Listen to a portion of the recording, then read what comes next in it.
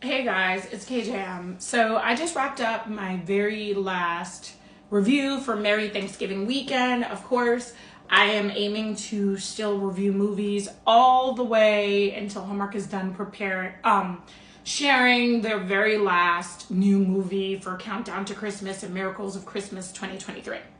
Now, I know my scoring for Countdown to Christmas for Merry Thanksgiving week was really hard. My scoring was not great, and except for Never Been Christ, I don't think I've been so hard on movies like I was this past weekend. This weekend is actually Hallmark's big money making weekend. And so, yeah, I'm critical. And for every movie that I didn't like and I watched to the end, Megan shut it off within like 30 minutes. So I'm at least watching them to the end. And I think she's the average viewer. We all have our own taste. And if you put crap out or you don't put good quality stuff out, then yeah, the average viewer will just shut it off. And I don't know how Hallmark does their ratings, if they just initially rate how many people tune in. I don't know how they factor how many people live will just like shut the movie off midway. But I thought Catch Me If You Claus on Thursday. I thought Letters to Santa and Holiday Road were both good choices for Friday. Solid. I thought all three movies were solid. Then we got to Saturday and the crap just went left. I didn't like Christmas in Notting Hill. I really didn't like Haul Out the Holly Lit Up. Didn't like the original one either. I stand by it. I don't know what HOAs have to do with anything with Christmas. I stand by that. And then Sunday, our Christmas mural, it was okay. And then baby, they knocked it out the park with a Biltmore Christmas. That's why I have it in the background, because I think Bethany Joy Lands and Christopher Baloha deserve credit. I think they have definitely acted in one of Hallmark's greatest movies of all time. Whether you're talking about new Hallmark or old Hallmark, I just think, baby, it don't get no better than this. This was amazing, and that's why I gave it 100 out of 100. When you see this type of movie, you really see what Hallmark can do. And I understand not every movie can be a big budget movie, because I'm sure shooting at the Biltmore Estate in Asheville, North Carolina was probably not cheap. The costumes were definitely on point. The hair was giving. Even, the dress that Bethany wears in the big like Cinderella scene. Sometimes Hallmark be putting, I remember they would put Danica McKellar in like some like red dress with a damn bow on it, and then that's supposed to be like her Cinderella moment. No. When they put Bethany Joy Lenz in her Cinderella dress, baby, I want you to wear that dress, because she was wearing it. It was old school Hollywood all the way. It really brought all this magic to us. And when you see good quality movies like that, then I can't help but be harder on the slapstick comedy and the stuff that just doesn't make any sense. But I would like to let you guys know, like, I am actually a writer. So I look at stuff like scripts. I don't be like, oh, it's Hallmark and I love every movie. Now, I watch Hallmark 24/7. I'm watching even if I'm not reviewing movies. But I don't want y'all to think like, oh, like everything, I'm just going to review it because it's Hallmark and I love it. Yeah, I love Hallmark, but anything you love, you definitely can critique. And I do these reviews. So yeah, some of my commentary may be a bit harsh from this past weekend, but this was their big money making weekend. And I don't know who did Saturday's programming. I'm sure Haul Out the Holly Lit Up probably got some supreme ratings. I'm hoping that a Biltmore Christmas will knock it out as far as ratings go, because I just don't think Haul Out the Holly deserves the hype.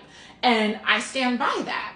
So, I look at stuff like script, acting, and I'm not saying like I am the expert, but I am a writer. So I am going to look at stuff differently from the average Hallmark Hallmark viewer. And then there's Megan, who she is watching it and she's looking at it from a programming perspective. I keep telling y'all need to hire Megan for programming, and then me for writing, because we would get y'all all the way together. And I also think she represents the average viewer. That like you're gonna get frustrated when you see stuff that just doesn't make any sense and it's not good quality. But for anyone who's having the whole old Hallmark versus the new, Hallmark doesn't change that many of its storylines. Even now, with CEO Wanda Lucas still being there up until the end of this year, they haven't changed that much. They'll sprinkle the one black person in the village. They'll give us one Jewish movie. A cycle, because now it's not just Hanukkah. They'll do, love stories, which I love that. I love the diversity. They'll give us some Kwanzaa, but in actuality, that diversity is still about 10%.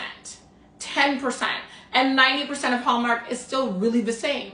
We all fell in love with Hallmark for a reason, but Hallmark definitely can do more. And this movie behind me definitely proves that Hallmark is capable of more than some of the crap they put out. Not every script should be accepted. Not every actor and actress are good for a role. Who chose Bethany and Christopher, they knew what they were doing. Because I can't even picture Lacey doing what Bethany did. Bethany had range and made us believe that they were in love. That's what these two actors did. A timeless love. Now, I had talked to my auntie about this. They did this before with like a timeless Christmas that had Ryan Purvey in it. So we've seen that time travel, and I love that movie as well. I think that was Ryan Purvey's last really good Christmas movie. But this made me sob. This made me want to have love in my life again. This made me want to get into the Christmas spirit. This made me want to go to the Biltmore estate. And when next time I go back to North Carolina to visit all my friends that are out there, like we're taking a road trip to Asheville. I'm letting y'all know because I don't know how I managed to live there for 4 years and never went to Asheville. All right, it's KJM. I just want to put my spin on why some of my ratings is really hard. I'm not just watching it to be entertained. I'm actually watching it. I'm looking for diversity and inclusion. I'm looking for better scripts. I'm looking for it on a very broad level of things and not just to be entertained, because I actually watch Hallmark for more than just entertainment. And I know some of you are laughing and you're saying, oh my God, like, oh, it's just a bunch of recycled love stories. But for anybody who loves Hallmark, it's more than that. So Hallmark, I hope you're listening to some of these critiques. I'm just one person. But y'all had Megan turning off a lot of movies this weekend, like 30 minutes in. Okay? And she's not the only one. And also, I go read the comments under the movies, usually before I do a review, so I can pick out some of the things that I may have agreed with or disagreed with for the critiques. And a lot of people were frustrated with Haul Out the Holly.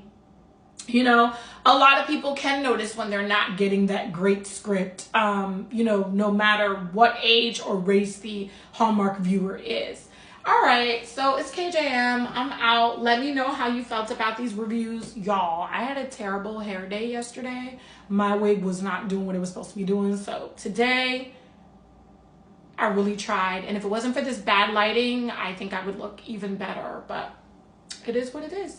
All right, you guys be good to yourselves. See you for the next Miracles of Christmas and Countdown to Christmas reviews. Let me know if you tuned into anything. Let me know what you like, don't like about how I do stuff. But just remember, I'm also critiquing things from a writing perspective.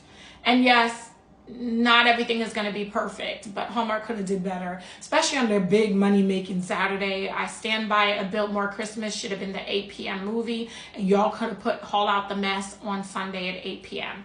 To Bethany Joy and Christopher, I love you guys. And I can't wait to keep rewatching and bawling my eyes out to A Biltmore Christmas. All right, guys, I'm out.